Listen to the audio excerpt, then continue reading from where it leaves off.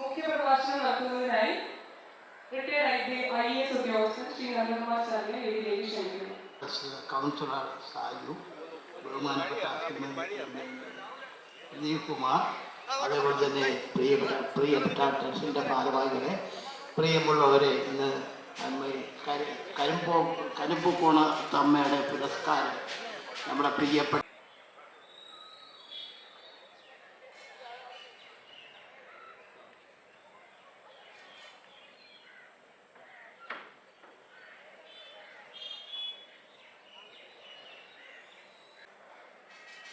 എല്ലാവരും കൂടെ നോക്കണേ.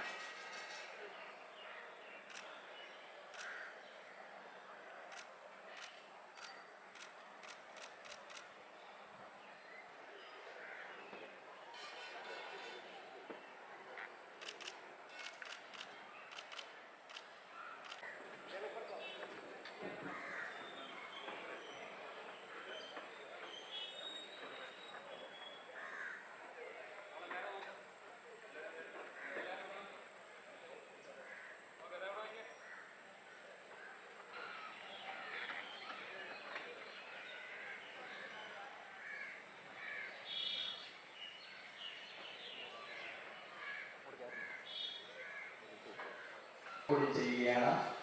അതിൻ്റെ ചടങ്ങ് ഇത് കഴിഞ്ഞാൽ ഉടൻ തന്നെ നടക്കുകയാണ്.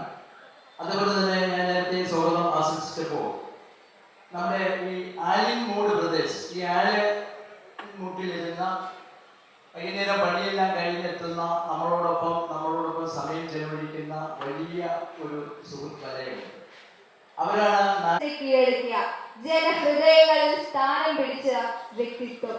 എപ്പോഴും എല്ലാ കാലത്തും അദ്ദേഹത്തിന്റെ ചലച്ചിത്രങ്ങൾ നമ്മുടെ എല്ലാവരുടെയും മനസ്സിൽ മായാതെ നിൽക്കുന്നുണ്ട്. ചിരിപ്പിച്ചും ചിന്തിപ്പിച്ചും കരയിപ്പിച്ചുമെല്ലാം മലയാള സിനിമാ ലോകത്തിൽ തന്റെ കഴിവ് തെളിയിക്കുകയും ചെയ്ത മലയാളത്തിന്റെ സ്വന്തം ശ്രീ ജഗതി ശ്രീകുമാർ.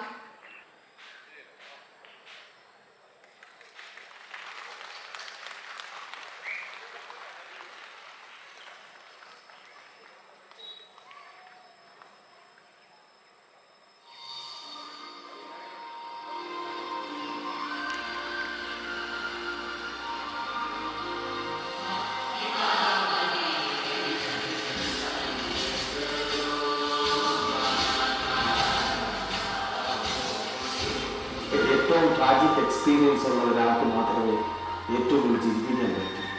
ചാർലി ചാപ്ലിൻ്റെ comment, when the heart sobs, ഹൃദയം വിങ്ങുമ്പോൾ, ഹൃദയത്തിന് തേങ്ങൽ വരുമ്പോൾ ഒരു കലാകാരൻ അങ്ങനെ ചിരിപ്പിക്കാൻ തോന്നും.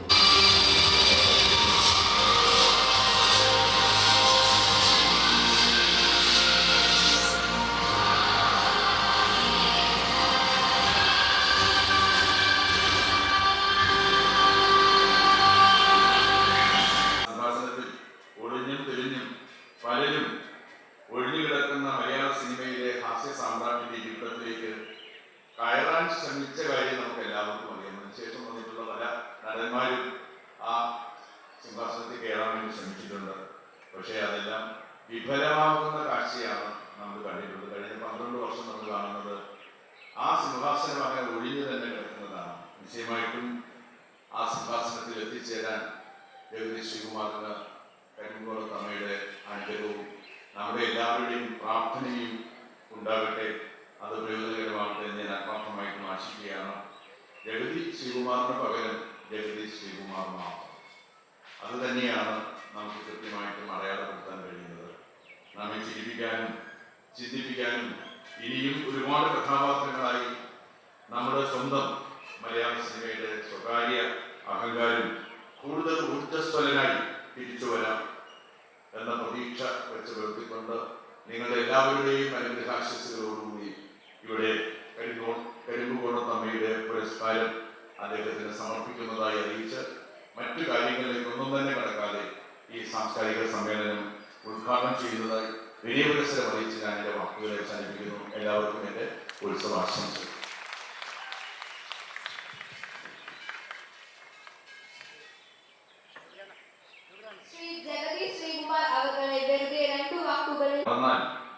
അത് അദ്ദേഹത്തോടല്ല,